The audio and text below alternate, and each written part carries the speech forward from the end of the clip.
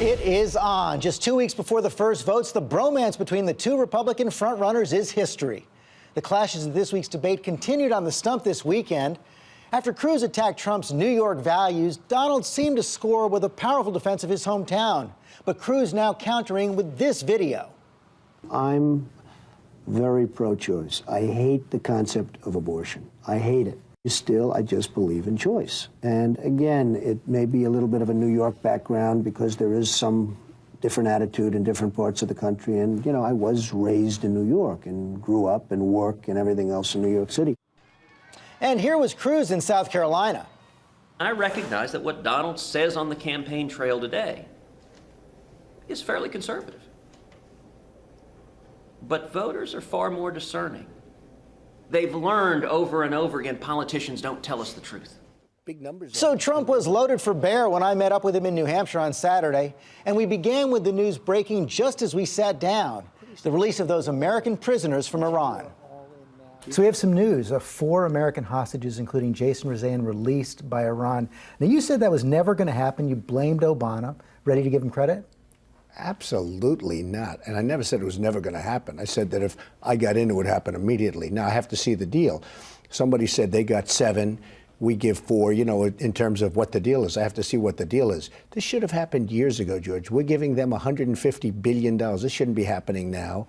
And I understand that in addition to the $150 billion, they're getting hostages also, or they're getting some prisoners released. So I have to see what the deal is. Don't forget, we're taping this a little bit early. And it's not Sunday morning, like your viewers probably think. So I have to see what the deal is. This should have happened years ago. Let's talk about the race. Is it now a two-person race between you and Ted Cruz? No, I don't think so. I think there are other people, but I don't think a lot of people have a great chance. I don't think Ted Cruz has a great chance, to be honest with you. He has doubled down on this issue of New York values. He lumped you in yesterday with Hillary Clinton, Andrew Cuomo, Bill de Blasio, and said he apologizes to the millions of New Yorkers let down by liberal politicians. Look, the truth is he's a nasty guy. He was so nice to me. I mean, I knew it. I was watching. I kept saying, come on, Ted, let's go, kid. But he's a nasty guy. Nobody likes him. Nobody in Congress likes him. Nobody likes him anywhere once they get to know him. He's a very, he's got an edge that's not good. You can't make deals with people like that, and it's not a good thing. It's not a good thing for the country. Very nasty guy. He's also circulating that clip of you on Tim Russert in 1999 where you said, I lived in New York City and Manhattan all my life, okay?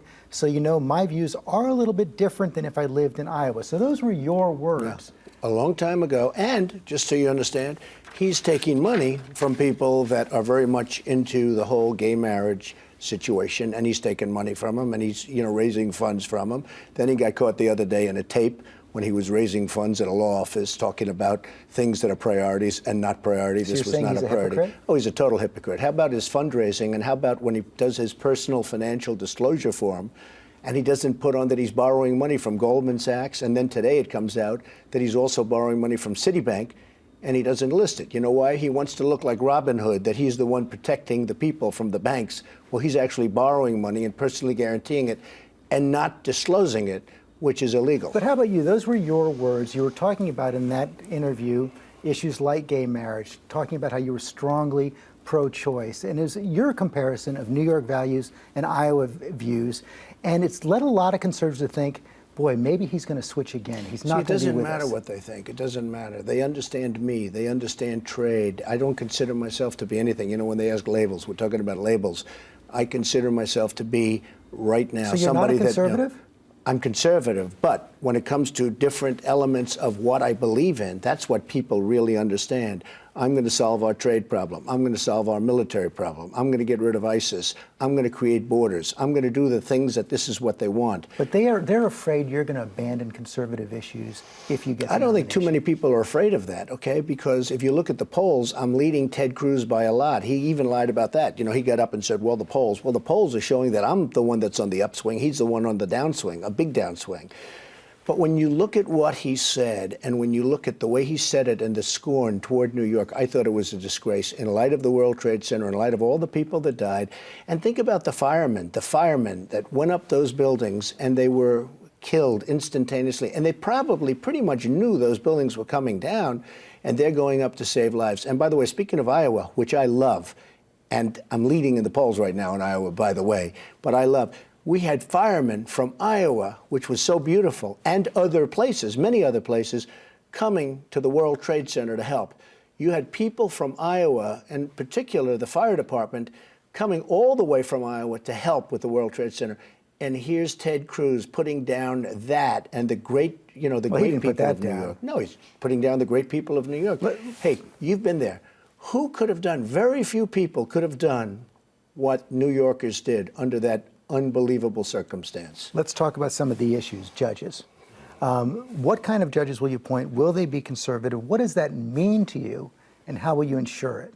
Well, first of all, we have a lot of judges that have to be appointed because we have a lot of openings in terms of judges. And I'm very happy about that, to be honest, because I think, appointing judges is a very important and frankly, a very, very important element of what we're doing. Ted Cruz says he's going to appoint rock-rib conservatives with a paper trail. What are you going to do? Well, I'm going to appoint conservative judges. I'm going to appoint people that have great reputations, that are great with the legal profession. Like? But I want, well, I could say like, a judge who is a totally underrated and not spoken is Justice Thomas. I mean, if you look at some of the judges that we have, like on the Supreme Court, Justice Roberts turned out to be a nightmare for conservatives. I mean, they're going to appoint. So how are you going to ensure that let me doesn't just tell you happen? something. What's going to be your criteria? Ted Cruz was the one that really wanted Justice Roberts to go on the Supreme Court. You know that, right? Have you heard that? I heard he worked with Roberts in Let the me just say, he 2000s. was pushing him hard. Justice Roberts gave us Obamacare. Obamacare would have been terminated twice if it weren't for Justice Roberts. First time 100%, second time 90% that would have died of its own weight. But Justice Roberts could have killed Obamacare and should have, based on everything, should have killed it twice. Ted Cruz is the one that was promoting him. Ted Cruz and also Jeb Bush. But Justice Roberts was the man that gave us, and remember it, he gave us Obamacare almost as much as Obama himself. A lot of conservatives skeptical of you. They look at the Kelo decision, say you support taking private property away, giving it to real estate developers. They're worried about that. Wait, let me tell you about that decision. You're talking about eminent domain. Without that, you wouldn't have roads. We wouldn't have been able to get here this morning. You wouldn't have roads. You wouldn't have highways. You wouldn't have schools. You wouldn't have hospitals. You wouldn't have anything. You have to use eminent domain. The pipeline, the Keystone Pipeline, they have pages devoted to eminent domain. Now, every conservative, and I'm a conservative, every conservative wants the Keystone Pipeline. Would you say essentially? The Keystone Pipeline cannot be built without eminent domain. That's what you're talking about. Without eminent domain, you wouldn't have 25 feet of the Keystone Pipeline. Eminent domain, you need eminent domain. I'm not in love with it, but you need it. You wouldn't have roads, you wouldn't have anything without eminent domain. So when people criticize me on that, and once people understand what it is, a lot of people say, oh, eminent domain, they don't know what it is. But without that power, you wouldn't have the kind of things that you need to survive as a society and as a country. So how are you going to make sure you don't get a Justice Roberts? Are you going to ask your appointees? Excuse me. How are they going to make sure? Bush appointed him, and Cruz was the biggest advocate. Cruz fought like hell to get Justice Roberts in there. Justice Roberts turned out to be an absolute disaster. He turned out to be an absolute disaster because he gave us Obamacare. So you tell me, ask Cruz, why did he push? I'm asking you, how are you going to I'm ensure asking you. Why did he push so hard to have a judge who has absolutely set the conservative movement back and said everything else? When I interview him, I'll ask him. I want to know ask him how you're going to make sure you don't get betrayed by your appointees. I will study it carefully. I will work with people that I respect, conservative people, and will appoint judges that will be good. And I don't think I'll have any catastrophic appointment like Justice Roberts, which was really, more than anybody else, pushed by Cruz and Bush. Let's talk about immigration. Senator Cruz has come out against your deportation force. He said, I'm not going to send jackboots to knock on every door in America. Governor Christie has said this would require a 50% increase in the arrest rate. President Obama says it's going to cost hundreds of billions of dollars. Well, your response? Senator Cruz is very weak on illegal immigration. He only got strong over the last little while. In fact, the other day I heard him say he wants to build a wall. Where has that been? All of a sudden he wants to build a wall. We are going to create and have a country again. That's what we want. We want to have borders. To have a country, you have to have borders. We don't have borders right now. We have people flowing over freely over the border, like it's nothing, flowing over freely. How are you going to build the force? How are you going to pay for it? Excuse me, George. Having babies on our land that we take care of called anchor babies, which, by the way, everyone said you need a new amendment. You don't need. You need a new constitutional amendment. You don't. You need probably just a vote of Congress, and you might not even be that. And I said that from the beginning. And I'm right, the legal scholars, the real legal scholars, the legal scholars that say, as an example, that Cruz has a real problem with his place of birth. And there are many people that are saying that right now. In fact, since I spoke to you the last time, he's been sued. And I told you he'd get sued. But you know, the person who sued him probably doesn't have standing. A lot of It's all legal right. scholars There'll be a lot of people that sue him that do have who standing. say you have standing. Why don't you file Well, the that's suit? an interesting case. Wow. That sounds like a very good case. I'd do the public a big favor. So are you going to do it? You know, so interesting with Ted. He was so nice to me, and I kept saying, he's not a nice guy. You know, he was nice. He wanted to go in the wake, right? So I said, so nice, so nice, so nice. I said, when is it going to happen? Well, it happened during the debate because he lied about the polls, because I was going up. In fact, that same day, as you know, Wall Street Journal, NBC came out with a poll, and the headline, Trump way up, him way down, and yet he lied about that. So it's just, I find it very interesting, but it's going to be an interesting race. But I don't think, let me just say, I don't think he's going to do very well. He said you should put your money where your mouth is. If you really believe in this, you should file the suit. Well, it's a good idea. Maybe I'll talk to them about that. I'd like to talk to Ted about that. Let's see how he'd feel about it. Well, you were really because, you know, when I file suits, I file real suits, okay? You were really unloading on him today. Let's talk about that. No, I'm unloading because he's been very dishonest. He has a personal financial disclosure form where he didn't put down the banks, and yet he criticizes the banks, and he's going to be Robin Hood, and he's going to take care of the banks. He didn't want the public to see that he went out and borrowed money from Goldman Sachs. Then 2 days later, it came out it wasn't only Goldman Sachs, it was also Citibank. He didn't want the government to, he doesn't want the public to see that. The reason is because he wants the public to think that he's this wonderful guy that's protecting them from the bad, vicious bankers. Well, he borrows money from the banks and got them at a very good rate, and he's got personal guarantees. And why that's not down in his personal financial disclosure. He said, oh, he made a paper mistake. Oh, really? So he made the mistake with Goldman Sachs. But now it comes out 2 days later, he also made the mistake with Citibank. How many other banks does he borrow from? It'd be very interesting. You know what? I have 100 pages, almost 100 pages, talking about billions and billions of dollars. I didn't make a mistake. And they've gone through by everybody. I didn't make a mistake. He's got a couple of pages with a couple of loans, and he forgets the main banks, 2 banks he's got, and he can't put that down. That wasn't a mistake. He knew that those banks were there. Let's talk about national security. Rubio versus Cruz on national security. Rubio says this USA Freedom Act, which Ted Cruz supported, could have been written by lobbyists for ISIS. Cruz says it's the best way to both protect national security and protect privacy. Who's right? Well, let me just tell you something. I come very much down on security. You know, we have a whole thing now going on about whether or not we want to protect our freedoms and all. I mean, to me, security is freedom. I am on the side of security, and I've been there from day one. If somebody's listening to my calls, I'm not going to like it, and maybe I'll sue, and I have a right to sue. But when it comes to me personally, I would rather have that. I want security. So you're saying Rubio's right? Well, I would go with the Rubio side, yeah, on that. It does sound like you're a little worried about Cruz now. You're coming down so hard. No, I come down on anybody. I come down on anybody that doesn't tell the truth. He didn't tell the truth during the debate.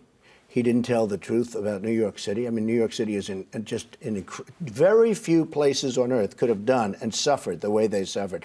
Remember this, George. That was the greatest attack in the history of our country, greater than Pearl Harbor, because Pearl Harbor, they attacked the military. Here, they attacked civilians. And these 2 massive buildings came down on top of the rest of the city, thousands of people killed. And an hour later, we started the process. Great people started the process. People coming in, firemen coming in from Queens, knowing they may die because they want to run up those buildings. They all died, okay? And we have this guy who falsifies his personal financial forms. We have this guy criticizing Your rise season has caught the attention of Mike Bloomberg. He's pulled a 3-way race with you and Hillary in it. Sources say that it would show a very competitive race. Does that worry you? I would love to have Michael join the race. First of all, he's a friend of mine. He's a great guy. I'd love to, because he would be, I think, take a lot of votes away from Hillary. If it's going to be Hillary, I mean, I'm looking now. Is it going to be Hillary? You tell me. She's your friend. I mean, she's like your best friend. She went to your wedding. Okay. That's interesting. But, well, she had to, though. You know why? Because I contribute. And she probably went to your wedding, too, because you contribute. She didn't go to my wedding. She didn't go to your wedding? That's surprising. So here's the story. I would say if Michael came in, he would take a lot of votes away from Hillary. Final question. You know why? One of the reasons. Guns. Michael is very much anti-gun. I am very pro-Second So you'd Amendment. welcome him in the race if you get the I nomination? would love to have him in the race. I mean, I don't think it's going to happen, but I would love to have him in the race. It's very late for anybody to join the race right now. I mean, I know the filing requirements, and for anybody to come in right now, it's very late. Letter in the Boston Globe yesterday from a woman named Rebecca O'Donnell, who has a 9-year-old son, paying attention to the race. And he asked her, he's adopted internationally, different ethnicity than his parents. And he asked her if he and his brother would be taken away from us if Donald Trump became president. She went on to write this in the Globe. My son feels that Trump is speaking hate against him because his skin is brown and he is afraid. Trump claims that he will strike fear into the hearts of our enemies. Instead, he strikes fear into the hearts of our children. What do you say to Rebecca Well, and her I'd son? like to ask you, I'll turn it around. Why don't you pick out a positive letter? Because we're getting so many positive letters. People want to take back their country. That young man will be fine, okay? But people want to take back their country. We want to do it in a humane way, but we have to have a country. We don't have a country right now. We have people pouring in. They're pouring in, and they're doing tremendous damage. If you look at the crime, if you look at the economy, you know, the real number in terms of unemployment, the real number, a number where people that really want jobs, if you look at the real number, it's over 20%, could be as high as 25%, okay? Because people look for jobs, they give up, and they're statistically considered employed. The real number is a disaster. And if you think that 25,000 people come to my rallies because we're doing well, the reason they're coming to my rallies is because the country is doing poorly. And that includes the economy. And obviously now you're seeing the final telltale shock, the stock market. Look what's happening with the stock market. Final question. Martin Luther King Day this week. What do you say to Americans, African Americans especially, who believe his dream has not been achieved in this country? Oh, I agree with them, and especially under President Obama. We have an African American president, and the black youth, the African American youth, has essentially almost never done worse. You look at the unemployment in the 50s. You look at African American people that are 30 and 35 and 40 in the height of their strength and lives, and they're doing horribly. President Obama, an African American, has done a terrible job for African Americans. Donald Trump will do a great job for African Americans. I'll bring back jobs to this country from China and many other places, and I'll let people work and make a great living. I will be great for African Americans.